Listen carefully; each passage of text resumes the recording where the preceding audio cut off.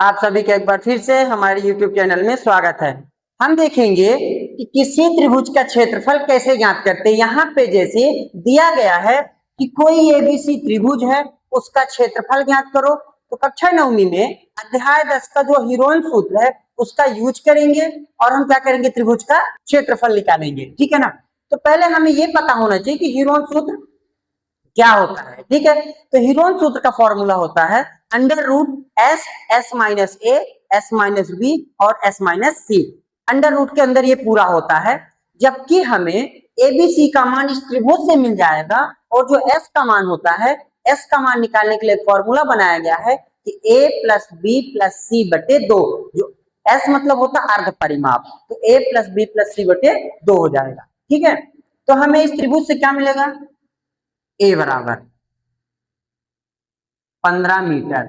जो ये भी दिया हुआ है ये मिल जाएगा हमें ए, और जो बीसी दिया हुआ वो क्या मिल जाएगा, बी। बी कितना मिल जाएगा आपका 25 मीटर।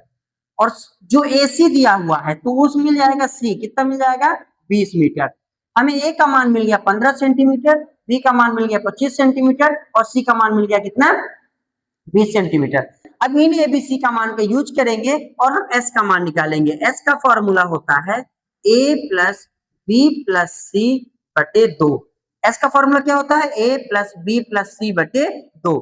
अब एस बराबर ए का मान जो आपको दिया है 15 सेंटीमीटर वो ए की जगह रख दीजिए, बी का मान दिया है 25 सेंटीमीटर तो बी की जगह रख दीजिए, और सी का मान 20 दिया तो 20 आप रख दीजिए सी की जगह। अब बटे में क्या रहेगा, दो। तो s बराबर मिल गया 15 प्लस 25 प्लस 20 बटे दो। अब आप इन तीनों को जोड़ दीजिए तो आपको क्या मिलेगा, s बराबर 15 25 जुड़ेगा 40, तो 40 20 जुड़ जाएगा तो क्या हो जाएगा 60, और बटे में क्या आ जाएगा दो। 60 में आप दो का भाग दे देंगे तो कितना मिलेगा आपको, 30। क्या मिलेगा, 30। s का मान मिल जाएगा आपको 30 मीटर। अब हमें a का मान 15 मिल गया, b का मान 25 मिल गया, c का मान 20 मीटर मिल गया, और s का मान कितना मिल गया, 30 मीटर। मतलब हमें चारों चीज की वैल्यू पता हो गई। तब हम क्या करेंगे, हीरोन सूत्र का यूज करके त्रिभुज का क्षेत्रफल निकाल लेंगे। तो हम लिखेंगे त्रिभुज एबीसी का क्षेत्रफल। त्रिभुज एबीसी का क्षेत्रफल, इसका जो फॉर्मूला होता है वो लिखेंगे under root S, S minus A, S minus B और एस माइनस सी।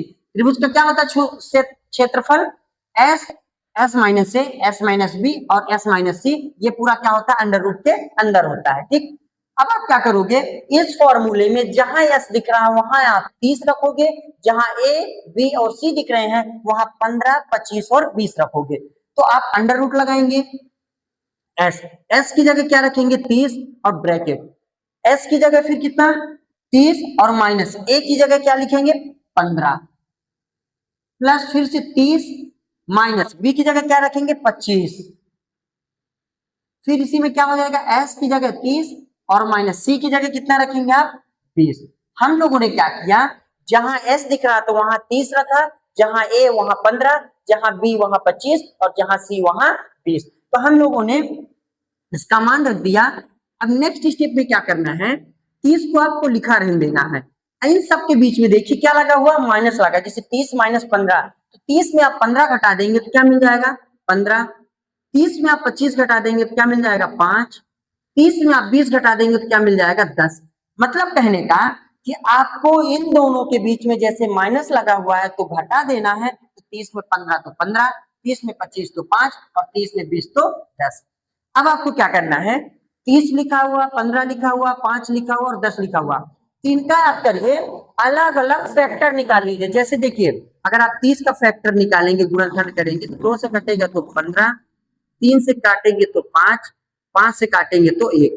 30 का फैक्टर क्या हुआ, 2 गुणे 3 गुणे 5 होगा। इसी तरह 15 का फैक्टर देख लीजिए क्या होगा, 3 से काटेंगे तो 5, 5 से काटेंगे तो 1, 5 5 से ही कटेगा। और 10 का आप अगर फैक्टर निकालेंगे तो क्या होगा, 2 से काटेंगे तो 5 और 5 से काटेंगे तो 1। तो आप देखिए यहाँ 30 का फैक्टर मिल गया, यहाँ 15 का मिल गया और यहाँ 10 का मिल गया।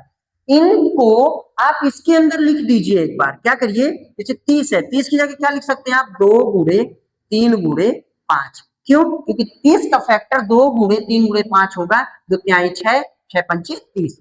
15 की जगह आप क्या लिख सकते हैं, 3 गुणे 5, तो 15 की जगह हम लिख देंगे 3 गुणे 5।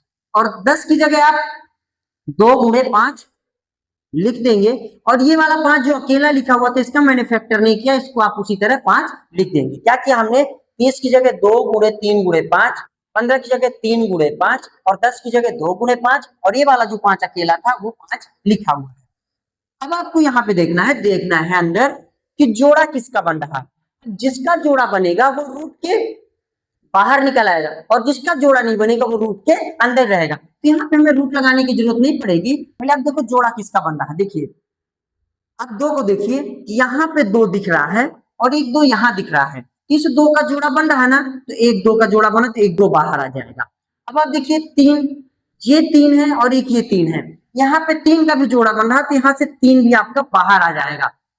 5 का देखिए, एक 5 ये दिख रहा है, एक 5 ये, एक जोड़ा ये 5 का बन गया, इससे एक 5 बाहर आ जाएगा।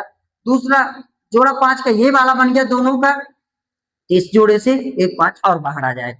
मतलब कहने का एक 2 का जोड़ा बन गया, एक 3 का जोड़ा बन गया, 2 ठो 5 के जोड़े बने, क्योंकि 5 कितने थे, 1 2 3 4, 4 5 थे, उसमें से 2 जोड़े बनेंगे, दोनों 5 कहाँ गए, बाहर आ गए, तो रूट के अंदर अब कुछ नहीं बचा। ठीक, अब इसको क्या करिए, गुणा कर दीजिए। 2 का गुणा 3 से करेंगे तो 6, 6 का गुणा 5 से करेंगे तो 30, 30 का गुणा 5 से करेंगे तो कितना आएगा, 150 मीटर स्क्वायर। तो जो हमें त्रिभुज का क्षेत्रफल मिल गया वो कितना मिल गया, 150 मीटर स्क्वायर। अब हम यहाँ लिख देंगे, अतः त्रिभुज एबीसी का क्षेत्रफल 150 मीटर स्क्वायर है। एक बार और हम समझ लेते हैं, क्या दिया था, त्रिभुज का क्षेत्रफल ज्ञात करना है। कौन सा फॉर्मूला यूज करना है, हीरोन सूत्र यूज करना है, ठीक ना। हीरोन सूत्र क्या होता है, त्रिभुज एबीसी का क्षेत्रफल बराबर under root S, S minus A, S minus B, S minus C.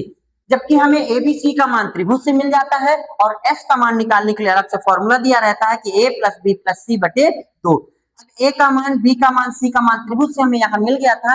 A B का जो मान होता है वो ए बराबर 15 ले लीजिए आप, बीसी के मान को बी ले लीजिए और एसी के मान को सी ले लीजिए। अब ये कोई नियम नहीं है कि आप ए बी के मान को ही ए लेंगे, आप एबीसी का मान किसी भी तरह से ले सकते हैं। आप इसको ए ले लीजिए, इसको बी ले लीजिए, इसको सी ले लीजिए, आपका आंसर सेम आएगा। लेकिन हम कहते हैं क्रम से ले लीजिए कि ए बी का मान ए, बीसी का मान बी और एसी का मान सी। जब हमें एबीसी का मान पता था, हमने एस के फॉर्मूले में एबीसी का मान रखा, तो हमें किसका मान मिला, एस का। इन दोनों तीनों को जोड़कर 2 का भाग दे दिए तो 30 मिला, ये हमें एस का मान मिल गया। अब ए बी सी और एस का मान हमें पता चल गया है, तो हम क्या करेंगे, जो त्रिभुज एबीसी का क्षेत्रफल है उसका फॉर्मूला लगाएंगे और इसके बाद जहां एस दिख रहा वहां एस का मान रखेंगे, जहां ए दिख रहा वहां ए का मान रखेंगे, बी की जगह बी का और सी की जगह सी का मान रखेंगे। मान रखने के बाद इन दोनों की सबके बीच में क्या लगा हुआ है, माइनस लगा हुआ। तो 30 में 15 तो 15 घटाए तो आया, 30 में 25 घटाए तो 5, 30 में 20 तो 10। इसके बाद आपको या चाहो इन चारों का गुणा करके फिर गुणनखंड निकालो और उसका वर्गमूल ज्ञात करो। हम यहाँ कह रहे हैं ये छोटी छोटी संख्याएं हैं, 30 का पहले गुणनखंड कर लीजिए, 15 का गुणनखंड कर लीजिए, 5 तो अकेला ही है और 10 का गुणनखंड आप कर लीजिए। ये 30 की जगह लिखा हुआ है, 15 की जगह 3 और 5 लिखा हुआ है और 10 की जगह 2 और 5 लिखा है।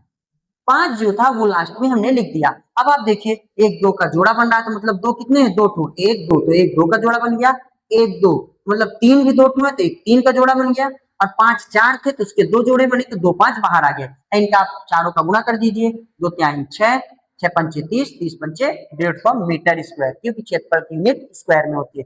अतः त्रिभुज एबीसी का क्षेत्रफल 150 मीटर स्क्वायर है, जो हमें पता है।